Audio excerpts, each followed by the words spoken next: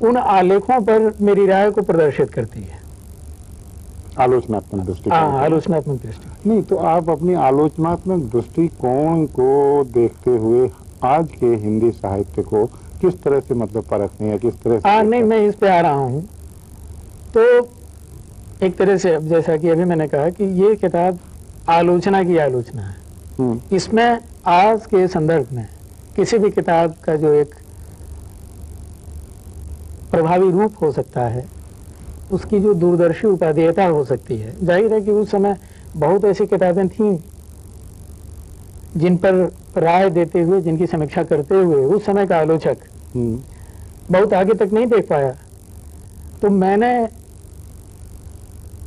उन आलोचनाओं को देखते हुए संबंधित किताबों को आज की स्थिति तक, बल्कि कुछ बहुत बाद की स्थिति तक भी उसको परखा है और ये देखने की कोशिश की है कि जिस किताब की इतनी जोरों शोर से चर्चा होती रही है, उस किताब में कितने मालूमात हैं, कितनी गहन गंभीरता है। इसमें देखिए कामायनी, चारुचंद्र लेख, चांद का मुंह टेढ़ा है, वगैरह वगैरह बहुत सारी किताबें हैं। यह पथबंधु था, नरेश मेहता का उपन्यास है। उस पे नेमी जी ने एक आलेख लिखा था। अच्छा। उस पर और उस पर बहस हुई थी।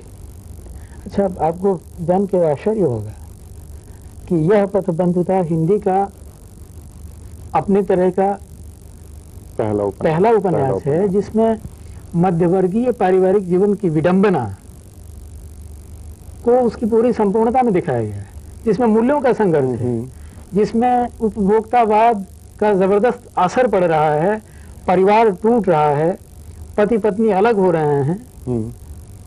और आपको ये जान के ताज्जुब होगा कि उस किताब पर चर्चा तक नहीं हुई।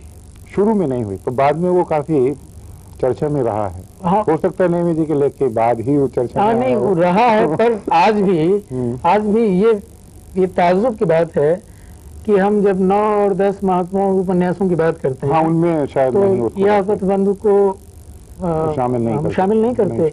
जो मेरी तीसरी किताब है आलोचना की छवियां, वो देखिए 1990 से लेके 1995 तक में जो महत्वपूर्ण आलेख मेरे छपे विभिन्न पत्र पत्रिकाओं में, अखबारों में, नाटक की आलोचना से संबंधित, समकालीन कविता और समकालीन महत्वपूर्ण कवियों की आलोचना से संबंधित,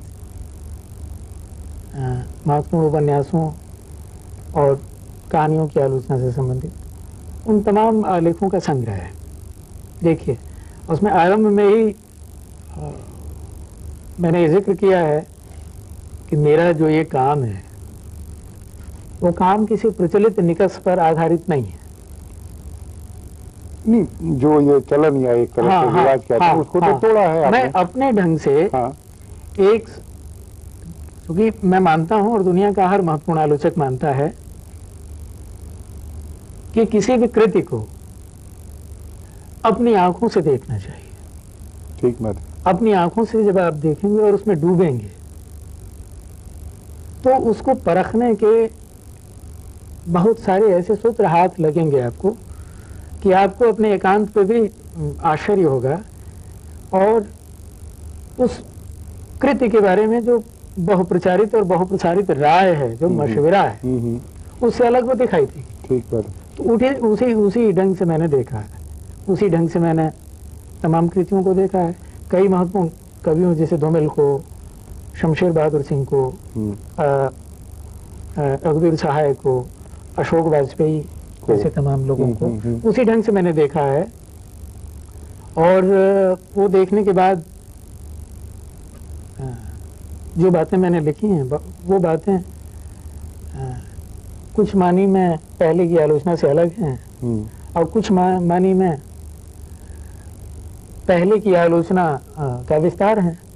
अब ये मैं नहीं कह रहा हूँ कि जो आज भी मुख्य धारा की जो आलोचना है उसमें बहुत सारी बातें ऐसी हैं जो बहुत सारे निकषों से निकली हुई बातें हैं, वो सब अधूरी हैं या सब अस्वीकार्य हैं।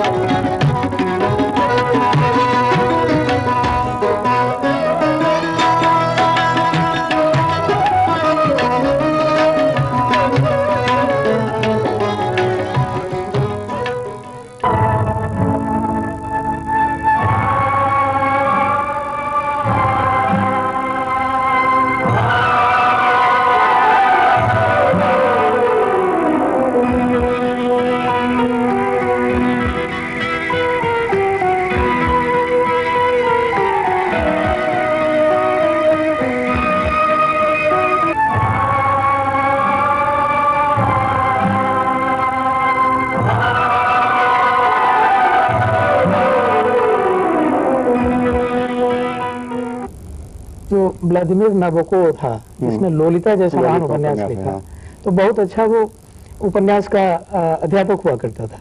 तो वो अपनी कक्षाओं में कहता था लड़कों से कि किसी भी किताब को पढ़ने से पहले और किताब को पढ़ने के बाद उस पर किसी भी महत्वपूर्ण आलोचक की आलोचना न पढ़ो। उस किताब को तुम 10 बार पढ़ो, अपनी राय बनाओ और अपनी राय बनाओ। अब बनाने के बाद तुम देखोगे कि पहले और बाद में लिखे हुए तमाम आलोचकों के आलेख तुम्हारी इस सोच से नितांत अलग और नितांत दुरूह हैं। तो मैं ये बार बार मानता हूं। नहीं, तो एक बात और है इसमें कि जो मार्क्सवादी आलोचनात्मक दृष्टिकोण है, हाँ, इस दृष्टिकोण से हिंदी साहित्य में क्या मतलब एक तरह से छोटापन या मतलब जो व्यापकता होती है हिंदी साहित्य की, उसके ऊपर असर नहीं पड़ा? नहीं, ये मैं नहीं कहूँगा। मार्क्सवादी दृष्टि ने हिंदी आलोचना को विस्तार दिया ना। आप ऐसा मानते हैं ना? हाँ, बिल्कुल विस्तार दिया। उसके बाद बहुत सारे निक्सों के दरवाजे खोले, उसका क्षतिज व्यापक हुआ। किसी कृति को पाठक, रचनाकार और साहित्य और उसके सामाजिक परिप्रेक्ष्य में उसको रख के देखने का एक सिलसिला चला। इस दृष्टिकोण से बहुत सारे हमारे जो अच्छे लेखक हैं, जैसे अज्ञे जी हैं, ज्ञानेंद्र जी हैं, इनका तो वो कभी जिक्र नहीं करते। हाँ, नहीं, मैं इस पे आ रहा हूँ, पर मैं ये कह रहा हूँ कि धीरे धीरे आगे चल के एक दुराग्रह पैदा हुआ। ये दुराग्रह ये था कि जो हमारी विचारधारा का व्यक्ति नहीं है, जो हमारी विचारधारा का व्यक्ति नहीं है, वो चाहे कितना भी बड़ा आलोचक लेखक हो, उसको किनारे करो। उसमें केवल अज्ञे नहीं है, काफी लोग हैं। बल्कि प्रेमचंद के बाद हिंदी साहित्य में, हिंदी कथा साहित्य को सबसे बड़ा योगदान देने वाला जो लेखक था ज्ञानेंद्र कुमार, वो छूट गया। अब ये छूटे, तो ज्ञानेंद्र जी भी तो ईश्वरनाथ रेणु छूटे, ऐसे बहुत सारे लोग हैं जो छूट गए। पर ये भी बात देखने लायक है कि जो महत्वपूर्ण साहित्य है, जो महत्वपूर्ण रचना होती है, वो तो महत्वपूर्ण ही होती है। हाँ, वो महत्वपूर्ण ही होती है। अच्छा, वो आलोचना उसको दरकिनार करके दरकिनार नहीं कर सकती। आपने बहुत खूबसूरत ललित कला अकादमी से निकलने वाली जो पत्रिका है समकालीन कला, उसका पहला ही अंक इतना अच्छा कला और कविता नाम से निकाला। तो उसको निकालते वक्त आपके सामने जो चुनौतियां थी, जो भी चुनौती थी, उसको तो आपने स्वीकार किया। तो स्वीकार नहीं, देखिए उसमें बहुत तरह की मुश्किलें हैं। अव्वल तो ये कि कलाकार कवि, कवि कलाकार, कवि कला समीक्षक, ये 3 खंड बनाए थे। उसमें अभी मुश्किल कि कवि कलाकार खंड में बहुत ऐसे कवि थे जो हमारे बीच नहीं हैं, तो उनके परिजनों से कविताएं इकट्ठी करना, उनके बनाए हुए रेखा चित्र इकट्ठी करना, तो उसमें परेशानियां हैं। जैसे महादेवी की कविताओं के लिए रामजी पांडे से हमें संपर्क करना पड़ा, अज्ञे की कविताओं और रेखा चित्रों के लिए मुझे इला जी से संपर्क करना पड़ा। इसी तरह विपिन कुमार अग्रवाल और तमाम दूसरे लोगों के लिए भी कठिनाई हुई।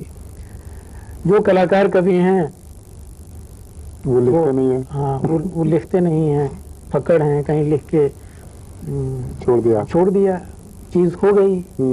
फिर भी किसी ने उसकी चर्चा की, मैंने जाना कि भाई वो कविता भी लिखते हैं, पर वो चीज मिले कहाँ से। तो इस तरह की बहुत सारी मुश्किलें आई। एक मुश्किल ये भी आई कि कितने कला समीक्षक हैं जिनको कला समीक्षक माने, तो उसमें भी मुश्किल आई। फिर ये कि जब सब कुछ कर लिया तो इतना बजट हमारी एकेडमी के पास नहीं, और उस फॉर्मेट में इस तरह का काम आ नहीं सकता था, क्योंकि वो तो शुद्ध कला की पत्रिका छापने का कायल है हमारा संस्थान। तो उसमें भी अच्छा, आज जो